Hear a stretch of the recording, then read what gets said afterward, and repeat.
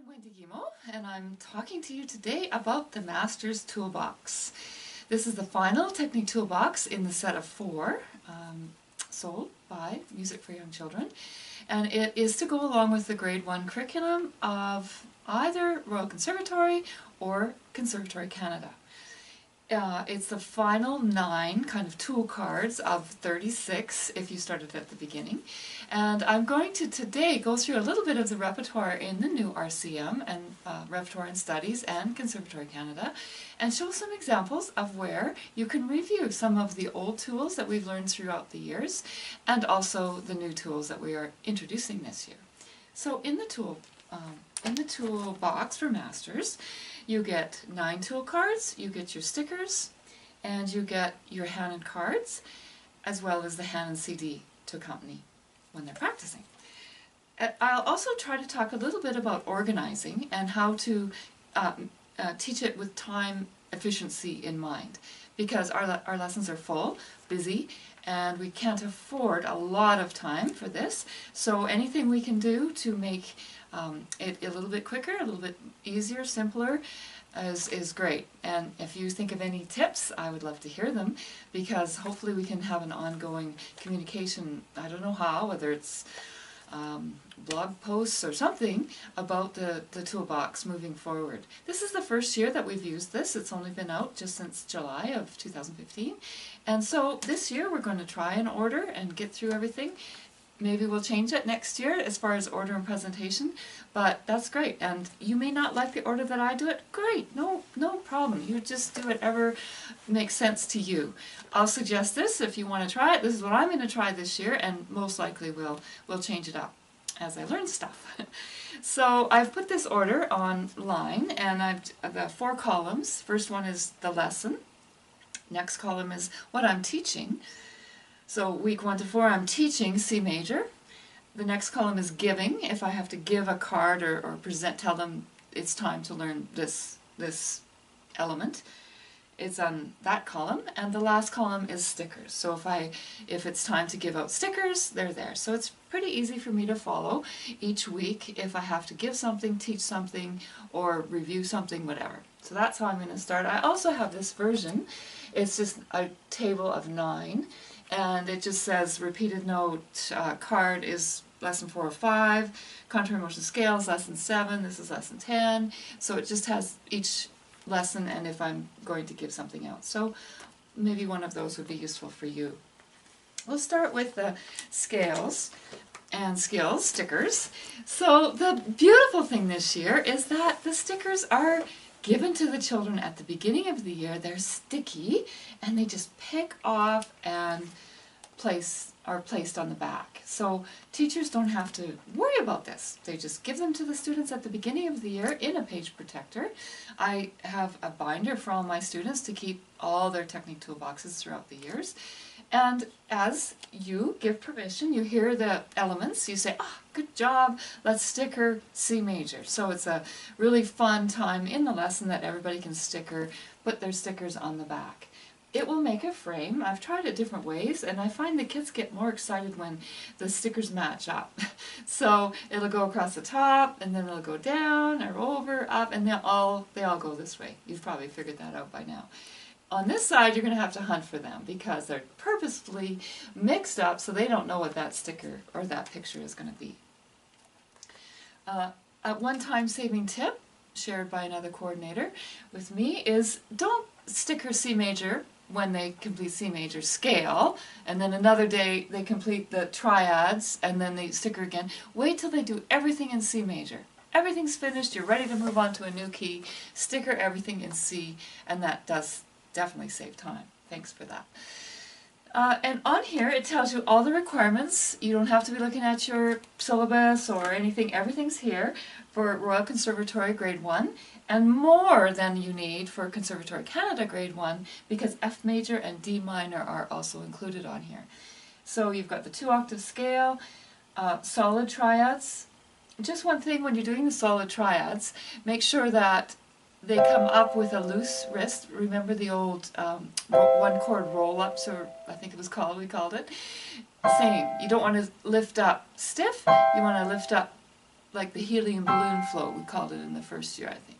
So the wrist comes up first and they gently move up. Not huge, but just be free to move and relax when they come up. Okay, that's the solid form, broken form. I don't think I have any.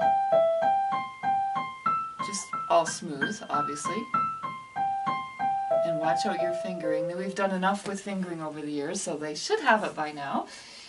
The chromatic scale is actually a thumb exercise, in my mind, because if you're not careful, thumbs don't like to really move this way. Their thumb sits there and their wrist just falls down to make the key play. So we start with to the ceiling, to the floor, to the ceiling, to the floor. The thumb has to actually move. So do that exercise first, which is kind of feels not that natural, right? Especially for them. And then when you play that chromatic scale, make sure that your wrist does not go up and down. Maybe an eraser or something on there. And if they can get that whole scale done without the eraser falling off, then their wrist has probably stayed pretty still. Okay, so that's one thing to watch for in the chromatic scale. And if you're teaching Conservatory Canada, you need to do that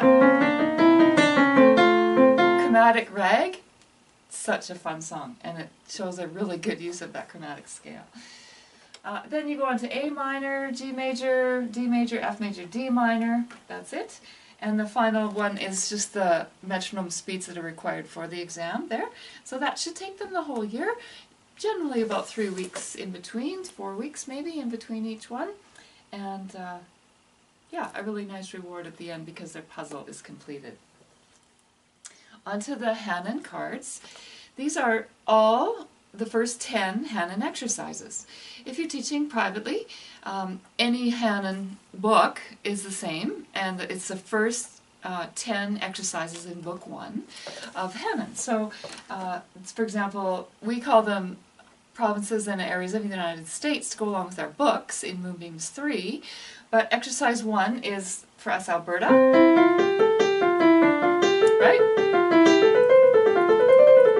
And the way it's written out is 1, it says thumb, and then there's an asterisk for the missing note. So they can look at that and say, I play C and I miss 1 note, and then everything else is in order.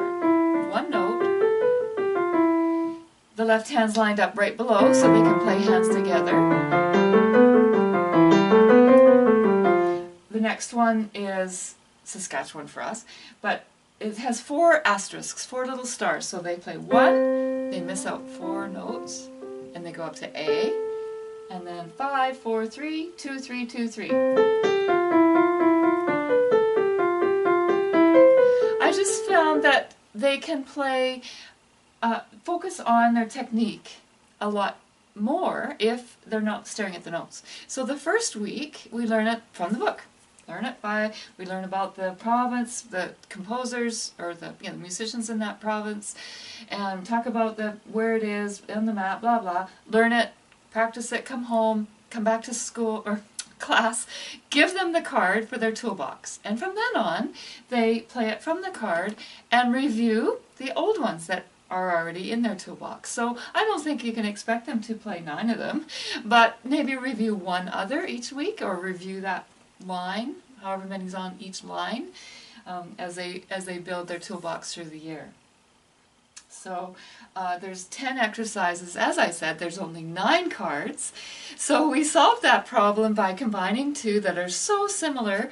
The what we call them Manitoba and Ontario, but I'm not sure which numbers they are in the Hanon book. You'll see them. The only difference, there's only 2 notes difference. If you follow the orange numbers,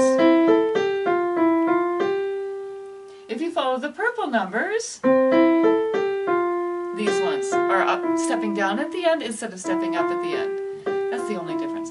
So we put them both on here. So if you're wondering why that's just a little bit more crowded with numbers, that's why. That's 2 different exercises on there. So there you go, Hanon, all the first 10 Hanon exercises, and in this toolbox as well is the Hanon CD, or Hanon accompaniment. Pretty soon it'll be going online, to go along with so the children can practice with a backtrack at home if they wish. Now those accompaniments are up and down, so if they're playing with accompaniments, they're going to use the book at home. This is only up. These cards are only ascending. They can add dynamics, they can add articulation, they can play hands together for sure. They can even balance their hands as we start adding these other tool cards into their kit, so they learn to play one hand louder than the other. They can vary the articulation, legato one hand, staccato in the other. So much to do with the Hanon exercises. I still played them when I was 18 years old. So they're a really good learning tool. Okay, actually 18, I still play them, so there you go. On to the tool cards. So the final 9 tool cards, if you've done them all. If you haven't, then it's 9 good things that they have to learn in order to play grade 1 repertoire well.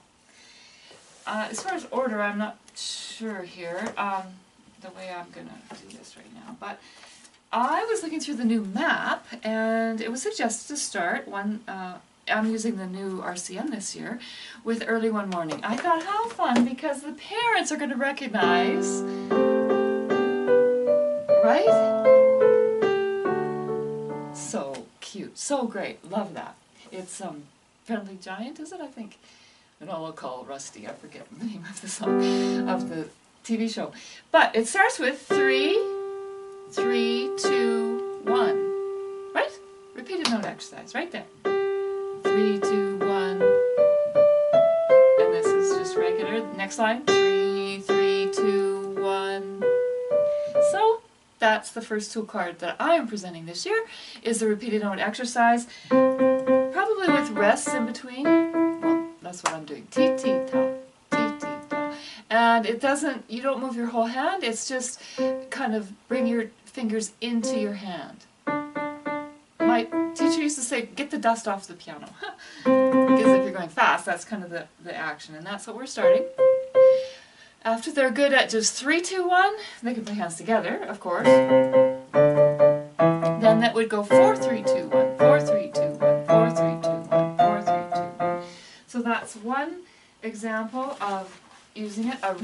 Another really good one is a Beethoven folk song, Russian folk song. 4, 3, 2, 4, 3, 2, 3, 2, right? 4, 3, 2, 4, 3, 2, and this one, 4, 3, 2, 3, 2, 3, 3, 2, 3.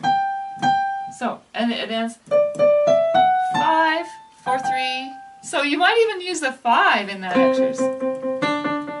Hippopotamus, hippopotamus, hippopotamus, because it does actually use a 5 at the end. So great, that's a really good example of the repeated note, or use of the repeated note exercise, and there's others. I'll just show a couple bits of repertoire for each thing. So then, the next one that I'm going to do is contrary motion, right hand forte and left hand piano. So there is a lot of tools on this kit to do with balance, because in grade 1 they are expected to be able to balance their hands well, right? And it makes the difference between an acceptable performance and a really good performance is how they can control the amount of dynamics in each hand. So we started it in the previous toolbox, and now a lot of work this year is to do with balance, starting with contrary motion, right hand forte, left hand piano, contrary motion because the fingering is the same. So probably starting on 2 different, if you want to start in C major position, so it's, you can, or if you want to start on the same note, whatever you want. I learned to balance my hands in this way I'm going to tell you, and I've taught for 35 years this way, so I'm going to tell you this way. There's probably other ways I know there's other ways, and there's maybe better ways, but this is just what I'm familiar with. Is a 3-step process, starting with ghosting the piano, the quiet hand, and playing the other hand forte. So ghosting just means touch the keys. No sound, don't even move them, just touch them. As the other hand plays loud, then you go down just a tiny bit. like, what is it, like an eighth of an inch, half a centimeter? Step 3, the quiet hand goes all the way to the bottom. On a real piano, it probably won't sound. On a keyboard, it's hard not to get it to sound. But that step 3 barely gets to the bottom. And then step 4, you're already doing it, and that's way harder. So now, I think it starts actually country motion scale, not a pentascale. Sorry. It's a country motion scale. Yeah. On the floor, you can start this by pushing the right hand thumb all the way down, feel the cement underneath the carpet, and the other hand just barely touches the fibers on the top, just feels the fuzzy top of the carpet. So you can go through all the fingers that way on the floor first, and then the first week just ask them to ghost the quiet hand, that's it. They did that last year if they had last year's toolbox, and spread it over a few weeks until they can do that. The next one is the same contrary motion with the left hand forte and the right hand piano. Okay, so you won't need probably the 3-step, you may, for 1 week process, but as you go on through the year, you won't need to spend so much time doing all those steps. And it's just like riding a bike. Once they get it, they've got it. Some kids take longer, some kids take quicker, so no worries, it'll come. So just keep trying. That's the only important thing. Then you go to similar motion pentascale. And similar motion is a little harder because the fingering is not the same. So it starts with, I'm starting with right hand forte just because most of the pieces in their repertoire and studies have melody in the right hand. Well, let's say there's more with melody in the right hand than there is in the left hand, so that's just the one I'm going to teach first. So similar motion, 5 notes. Pentascale is not the pentatonic scale, it's just 5 notes. And if you'd like to put a triad at the end, not a bad idea. Then the other way, right, left hand. Okay. Third, the next one, the 5th one I'm giving out, is the legato. Oh, I should show some examples. Well, there's so many examples of balance. I mean, anything you look at in this book has a balance. Like, oh, I showed that one for the trill. We did a trill exercise. That's a perfect example of a trill. I probably shouldn't choose a list A to find a balance. The first one we practiced.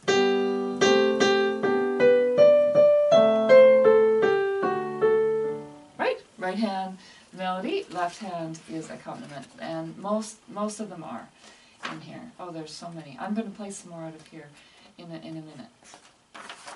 Oh, yeah, I love this book. Okay, legato pedal with finger 3. So several of these have, I'm just thinking, that's balance and pedal. That's a beautiful song. And it incorporates so many things that we're teaching. So legato pedal with finger 3, hold them for maybe 4 beats to start. Only use finger 3 because you cannot connect it with your fingers. You need your pedal to connect it.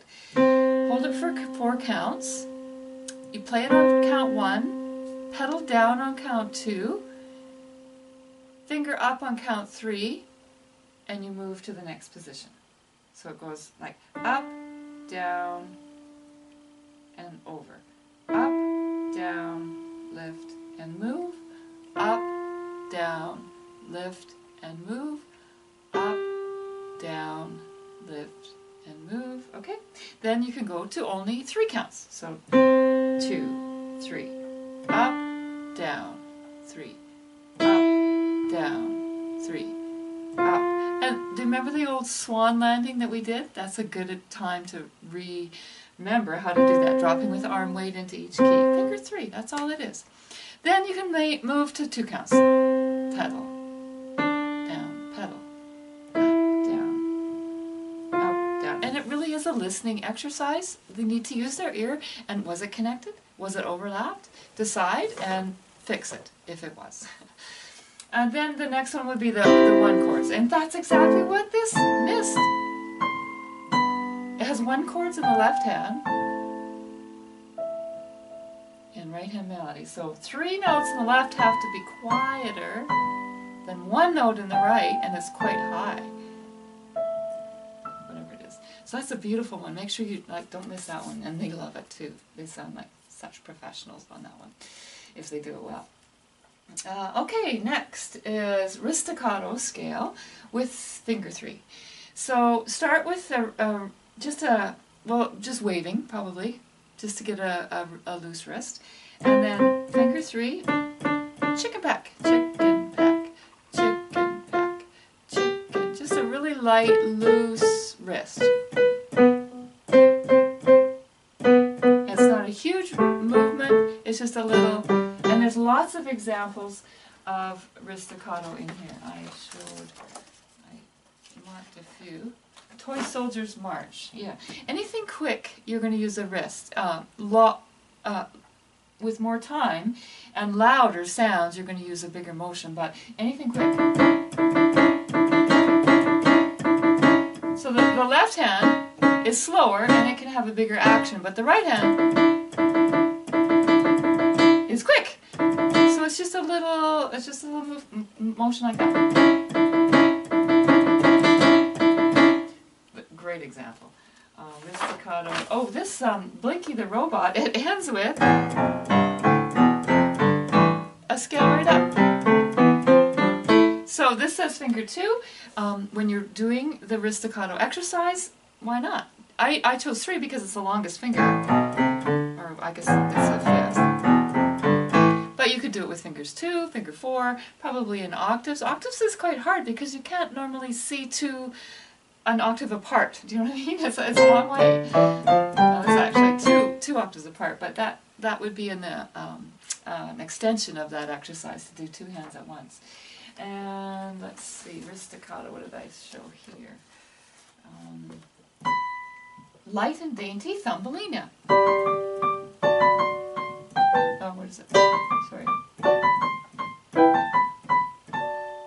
Oh, I think what I was thinking of is the ending. But that is Ristaccato too. Just nice and light and just a little action there, but the ending, the 5ths for sure. And the ending. You don't want a whole arm movement there. Ristaccato, what's in this book? The studies. Oh, the best example ever, porcupine. Porcupine dance. The Kabalevsky.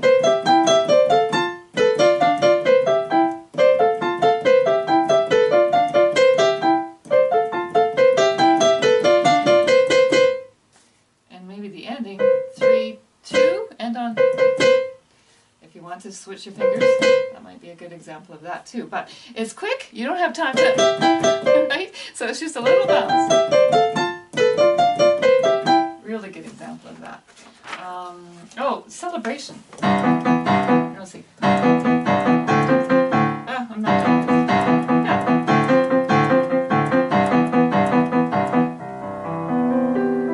Boy, that's a great one. So you've got your Ristaccato. And then you've got, so matching your left hand to your right hand so nobody knows when you change hands. And that's an old exercise that we had somewhere along the line. Practice the scale from one hand to the other with finger 3. And that's a great example. There's tons of them in these books of matching your left hand to the right hand. So that's a great one, and it keeps going on. Oh, sorry.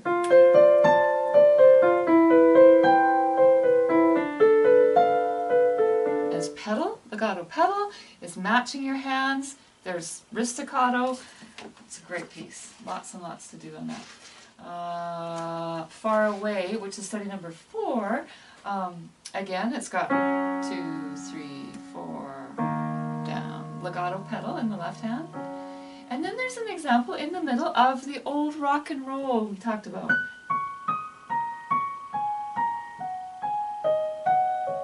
How much will they enjoy that? So just a little back and forth there would be helpful. Good piece. Good, really good. Balance, so yeah.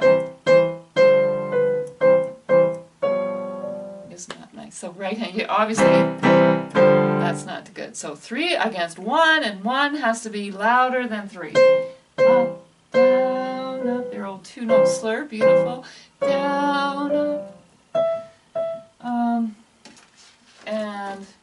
race, well, it changes from right hand to left hand, but they do have these accents in here. So you actually, in this case, want to hear the difference when it goes to the other hand. So that's not a good maybe example of that. Well, at the end it can be. So there are lots of examples of all of these techniques. Drifting clouds, right, left, left. And that's it for that book. I think I've talked about all the... Oh, the last one is the double thirds. And now I haven't talked about that card. That would be, I'm putting that at the end this year, but we'll see. And it's just 1 and 3, 2 and 4, 3 and 5, 2 and 4, 3. So a little bit of wrist down to help the note is useful. Listen for this, right? You don't want them to split. So if you use your wrists and think of one thing going down instead of 2 notes, it's easier to play together. And you can talk about, they're not equal length, so you know it's kind of hard to get them together, but you can do it. Let's see if I have some examples here. I did double thirds. Well, yeah, that first one. That early one morning, for sure. And what's in here? Oh, this is very tricky. Song of the Dark Woods. The reason it's tricky is that, okay, on line 3, you've got 2 white notes. No, not a big deal. 2 white notes. 2 white notes, 1 black note, and trying to get them at the same time. That's right. 1, 2, 3, 4. 1, 2, 3, 4. 1, 2, 3, 4. 1, 2, 3, 4. So the whole line is double thirds, and there's a few in here. So I was just going to say one thing. When you're teaching the slurs, make sure you you're teaching both ways. So it's down, up for a 2-note slur, and it's also sometimes to there, like today. Climb up an elephant. That first slur isn't a down, up, it's da-dum. You push off. And now here, to there, to there. The accent is on the second one. So there's lots of examples in here. Here, the German dance in D major. Let's see. Here's a 3-note slur. Go to there. So you have beautiful. So beautiful has a first note accent, and you have a clarinet. So you push off, or trampoline, or everywhere. No, that doesn't work. Everywhere. So you can think of some words that have the accent on the last note rather than the first note, because this is a good example. So here's a whole arm movement, and then a slur, go to there. Now here's a little wrist staccato. Balance. Balance. Go to there, right? Accent on the last note. Go to there. Sorry, whatever. Yeah. I won't leave you. So all of these, analyze them when you're teaching them. Find out what little tools are involved in the pieces, and make sure that you review them. And remember, we did that old whatever swan landing exercise. Well, this is a really good example of where we have to use that, and you can review it. It will be hopefully still in their toolbox if you've gone through the whole way. And that's it. That's all the tool cards that they gradually get turned over throughout the year to make that whole picture. They get all these by the end of the year. They're practicing their Hanon just for finger strength and control. They know all their scales and triads in all the keys that are required. They have their CD as well in this level.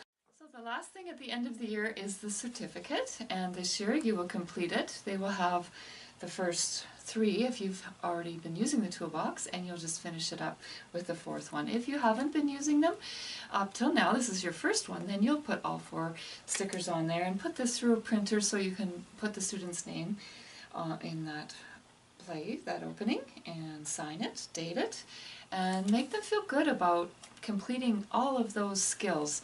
It's that binder that they can take to their next private teacher or continue with, if you continue with them as a teacher, is really a wonderful achievement. It's something that they can be proud of. They should be proud of. And I hope that you have fun. I hope that you find it useful, helpful. I hope you see a positive change in your students playing. I know I certainly have. And keep us posted as to how it goes. I hope that we can have an open communication as the years go, and we're gonna, like I was saying, we're gonna try some orders this year and maybe change some things up next year. But it is all for the good, and I hope that you enjoy using it. So long.